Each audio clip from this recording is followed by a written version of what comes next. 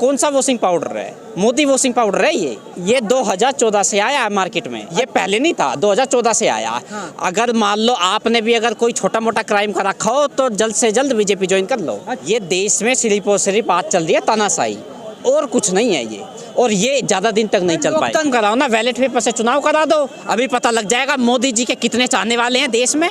मोदी जी 18-18 घंटे काम कर रहे हैं, आपके लिए 100 तक नहीं। अरे भाई 18 घंटे काम कर रहा है, जब तो आज हमारा ये हाल है, जब तो युवा वो उसमें जंतर मंतर पर लाठी खा रहा है, जभी तो आज देश की जो बेटी है ना, जो देश की बेटियां जो मेडल लेके आई हैं, तभी तो आज वो जंतर मंतर पर रो रही हैं। किसान आज वहाँ बैठा है दिल्ली के बॉर्डर पर, क्यों बैठा? 18 घंटे काम कर रहे हैं वो, उसी 18 घंटे काम करने का तो नतीजा को कांग्रेस भड़का रही है। कौन भड़का रही है? कांग्रेस। यार सत्ता में तो ये बैठे हैं, भड़का वे रही हैं। बिल तो ये ला रहे हैं बीजेपी वाले, भड़का वो रही हैं। कैसी बात कर रहे हो यार पत्रकार महोदय?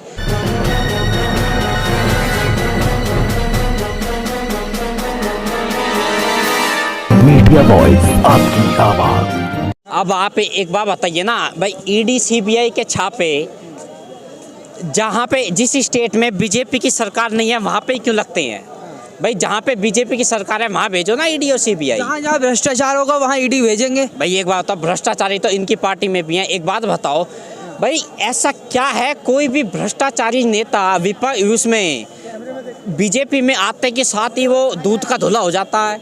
क्या चीज़ है ऐसा? ऐसा कौन सा वॉशिंग पाउडर है? मोदी वॉशिंग पाउडर है ये। मोदी वॉशिंग, हाँ मोदी वॉशिंग पाउडर,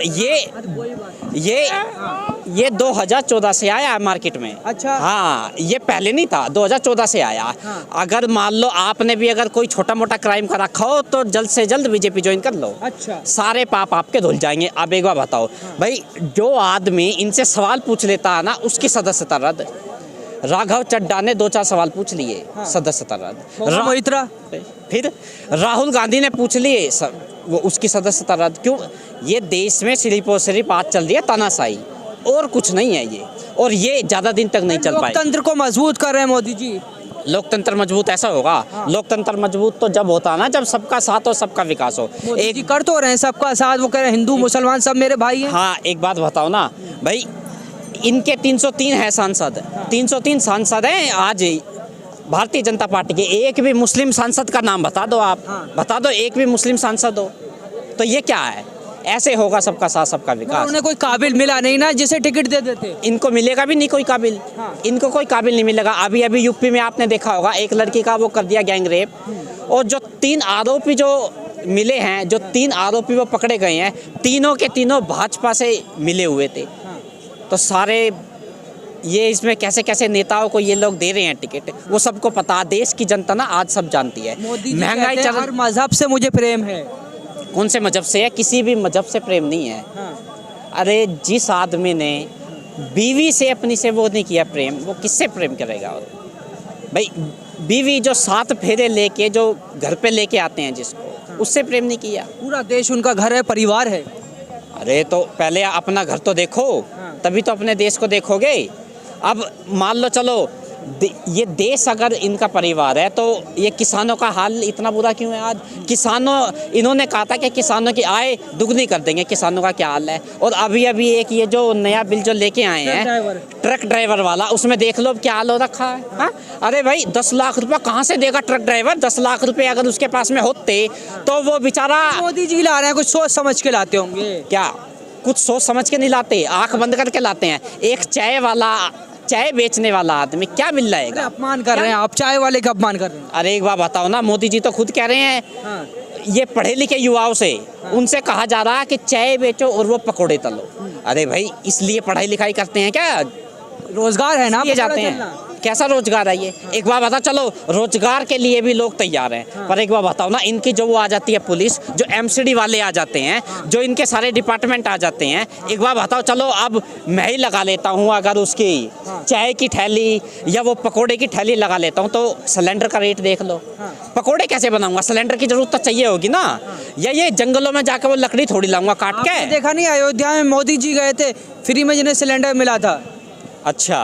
बहुत अच्छा सिलेंडर मिला था। सिलेंडर मिलने के बाद में दोबारा उनकी भरवाने की हिम्मत नहीं हो रही। क्या करेंगे? क्या इसमें चाटेंगे उसको? हाँ, स्मृति ईरानी जिस समय 400 रुपये का सिलेंडर था तो मनमोहन को चूड़ियाँ भिजवा रही थी।